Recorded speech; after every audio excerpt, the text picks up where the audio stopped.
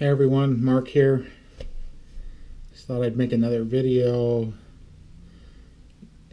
Partly, well, mostly, actually, all um, in the suggestion by my ex-wife. Just been here all day, realizing that it's only 5 days left until I have nowhere to go.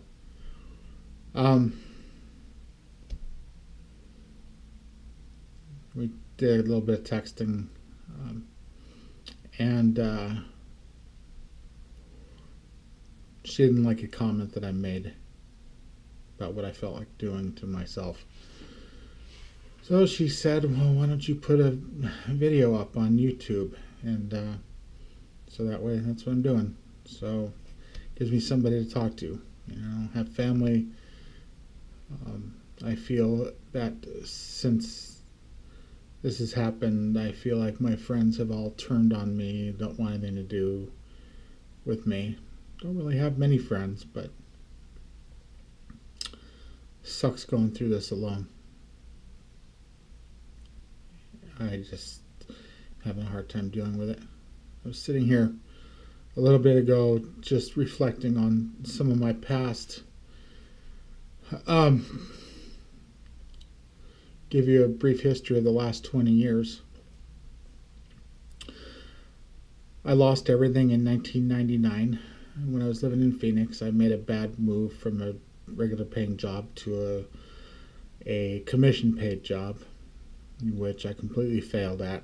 And I was determined that it was such a good job that I'll get there, that I sold everything until I was down to nothing. I couldn't pay my rent.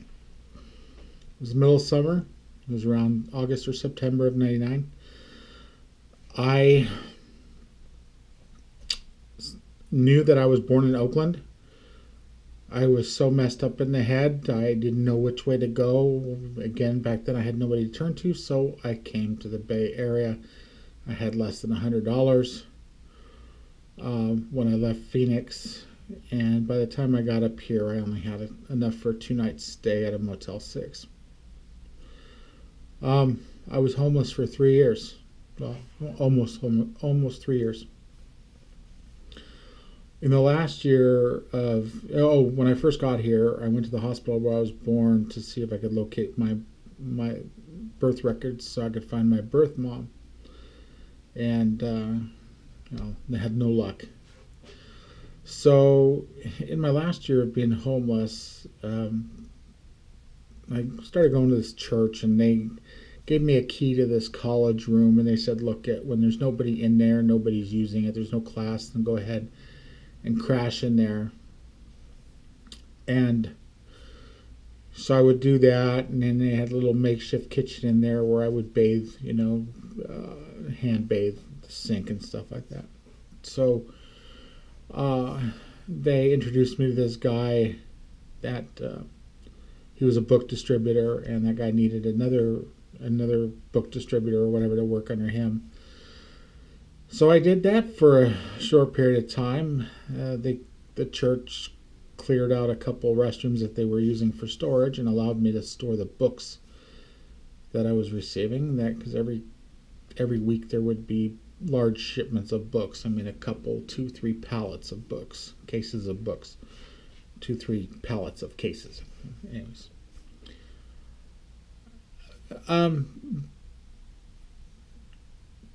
And then after doing that for a few months, what I would do is I'd go around to the preschool, set up book displays. A week later, I'd go back with the books and fill the orders. And I finally got my job at EKC, which is now DuPont. And it was through a temp agency.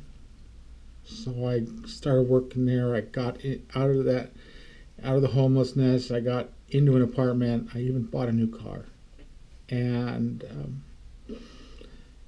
5 months later, after I got that job and got the apartment, I got laid off due to a reduction in force, or a RIF if you want to call it. And great. Had no place again. Lost the apartment. 6 months later, they brought me back, still through a temp agency, but they brought me back on. So then I was able to get back on my feet again and get into a place. I got an apartment in Oakland and whatnot. And then in 2003, they brought me on full-time as a regular employee. In 2009, so I worked there. And in about 2007, I started my 401k. 2006 or 2007. First time I had ever saved money in my life. First time I put money away. Just, it was going great. My 401k was building, and it built really quick. And then the market took a dive, and in 2009 I was laid off.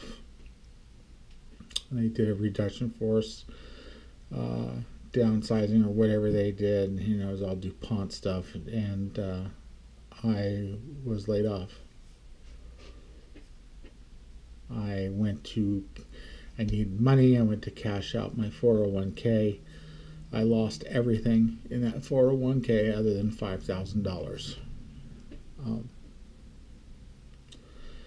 So in the meantime, I worked some different positions. They weren't, really full-time positions or whatever. Plus, for the first year after I got laid off, I used that money and I spent a year building an online web store for motorcycle accessories and camping gear and stuff like that. I'm not going to go into all the details about it, but it took me over a year. I got screwed over by a web developer. Ended up, make a long story short, I ended up having to throw everything away. I had to close my bank account. I had to close on my shopping cart, everything. The guy that built the website screwed me over. So now I keep working on doing different things. I had a window cleaning company for a very short time, which failed. I started a scissor sharpening business, which I did for 2 years. It failed. I went to work for some other companies again, and in 2012 I injured my back on the job, and really haven't had them. And let me go back a little bit. It was about 2 years after I injured my back is when I started the scissor sharpening business, which failed. So here I am now. About 2 years ago, I started driving for Lyft and Uber. In March, I was in the obvious. As I said in the previous video, I had 3 accidents in 1 year's time, 3 car accidents, and this last one really messed me up really bad. Messed up my ability to walk for any period of time or stand for somewhat length of time. I have to constantly be sitting or standing or sitting, standing. I never can be in one position for very long.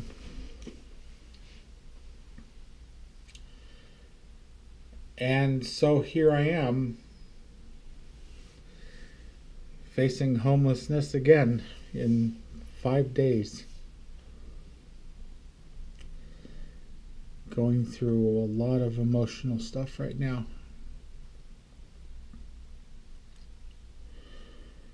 Just needed to talk to somebody, and so I hope somebody's listening. It's tough, but the one thing, going on my journey towards, health and happiness.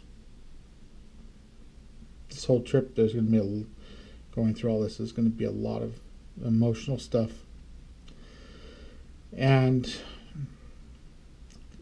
this channel is going to be as real as it gets. I mean, this is reality. You guys are going to see what I go through, real time reality. It sucks. There's not a day that goes by that I don't wonder what it would be like just not to be here anymore. Not have to worry about all this stuff. But there's some stupid little thing in the back of my head that keeps me going. Anyways, if any of you watching this is going through the same thing, keep trucking. Keep trucking. It's unfair. This world is unfair. It's unfair that there's no help. And being told the other day that well, unless I was a drunk or a druggie, there's really no help for me. So, anyways. Alright guys, until the next video, take care. And please subscribe. And real quickly, there is a donation button if you can. So, we'll see you next time. Thanks.